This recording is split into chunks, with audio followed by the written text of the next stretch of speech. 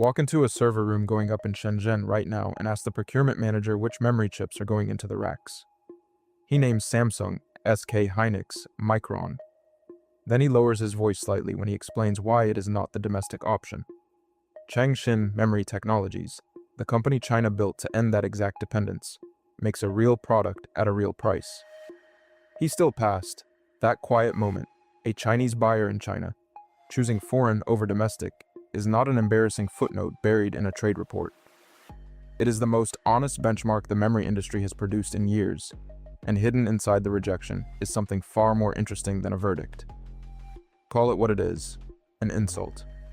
3 numbers tell the story: 1 adoption rate, 1 price drop, and 1 complaint list that doubles as a product roadmap. The surface explanation writes itself. Changshin Memory, known inside the industry by its initials, has reached volume production on a double data rate 4 product line and claims double data rate 5 capability. But independent performance benchmarks against leading node Samsung or SK Hynix double data rate 5 are sparse. What analyst consensus does confirm is a process node gap of at least 1 full generation, possibly 2, between Changshin Memory's current best and what Samsung and SK Hynix are shipping at volume. A node gap in dynamic random access memory is less like being a slower runner and more like running a race in shoes one size too large. Every stride costs energy the competition is not spending. That gap translates directly into die size, power draw, and performance per watt. For latency-sensitive workloads like artificial intelligence inference or high-frequency database operations, the difference is material enough that a procurement manager optimizing for throughput cannot simply ignore it. The math is not sentimental.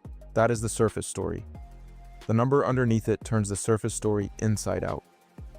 In periods coinciding with Changshin Memory's capacity ramp, Asian spot prices for commodity, double data rate 4 dropped sharply. Reports from market trackers suggest declines in the range of 20 to 30% in certain segments as Changshin Memory volume entered the market. Causation here is genuinely contested. Global inventory cycles and softening demand contributed, and isolating Changshin Memory's specific effect is analytically difficult. But what is not contested is who was buying.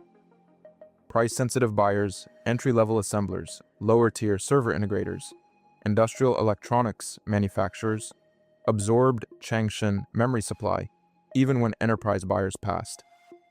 2 buyers exist simultaneously in this market. 1 is rejecting, 1 is purchasing. The same company is satisfying both, and that split tells you exactly which part of the product line is ready and which part is still a complaint waiting to be filed. My read is that the procurement hesitation is actually more valuable to Changshin Memory than early adoption would have been. A customer who buys out of patriotism gives you revenue. A customer who refuses gives you a failure mode report. Right now, Changshin Memory is drowning in failure mode reports, and I think that is the better deal. The complaint list from your own domestic buyers is the most expensive market research you will ever receive, handed over for free with every rejected purchase order. The objections Chinese enterprise buyers cite: latency variance, thermal behavior under sustained load, reliability over extended duty cycles, map directly onto the engineering gaps between current Changshin Memory product and leading-edge Samsung and SK Hynix double data rate 5.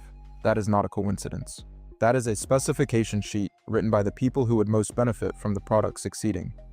The standard take on the price drop is that cheap Chinese memory is a dumping threat aimed at the established players. I think that framing is backward. A 20 to 30% price decline in Asian spot markets.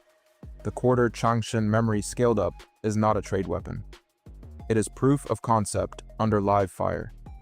At the volumes the region consumes, that delta represents billions of dollars of margin shifted. Picture every server rack in every mid-tier data center across Southeast Asia repriced by a third, and you start to feel the structural weight of it. Samsung, SK Hynix, and Micron each derive substantial revenue from the commodity segments where Changshin Memory is currently most price competitive, and they absorb the hit. The question no analyst I have read has answered cleanly is whether they can keep absorbing it across 3 or 4 more product generations without ceding the low-margin segment entirely. That segment, quietly, is where most of the volume lives. The export controls that restricted Changshin Memory's access to advanced lithography equipment had the stated intent of freezing Chinese memory at a competitive disadvantage. The volume ramp happened anyway, inside the constraint. Which brings us to the part the bullish story skips. 3 objections are real and none of them are trivial. First, the node gap is not a paper specification, it is a physics problem. Leading-edge dynamic random access memory requires extreme ultraviolet lithography at scales Changshan memory cannot currently access. Without it, each subsequent generation requires increasingly elaborate, multi-patterning workarounds that cost yield, time, and money in ways that compound across generations. Second, an artificial intelligence training cluster optimized for throughput cannot swap in lower performance memory without paying a real cost in training time. And training time at scale is measured in millions of dollars per run. The enterprise hesitation is not irrational, it is arithmetic. Third, no independent reliability dataset for Changshan memory under sustained enterprise workloads has been published.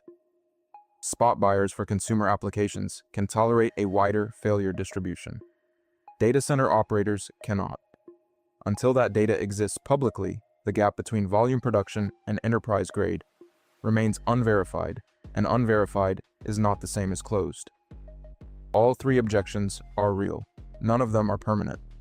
The extreme ultraviolet constraint is the hardest ceiling, but ceilings in semiconductor history have a way of becoming floors once the workarounds accumulate long enough. The restriction that was supposed to freeze Changshan memory in place instead forced it to compete in the only segments it could reach. Build volume there, generate the cache and feedback loops to iterate, and do all of it in full public view of its own customers' objections.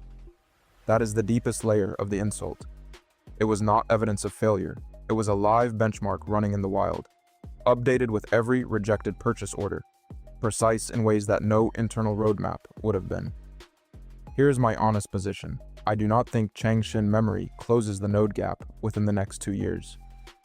The physics at leading-edge dynamic random access memory is brutal and equipment access is genuinely constrained. But I also do not think the node gap is the only game being played.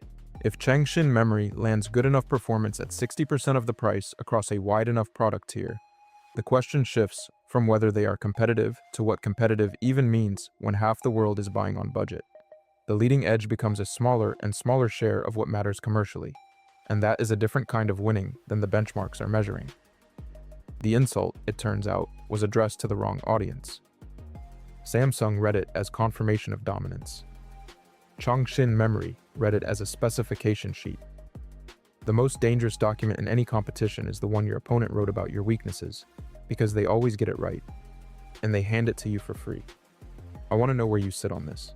Is the price pressure Changshan memory is already creating in spot markets a temporary anomaly that the established players absorb without structural damage?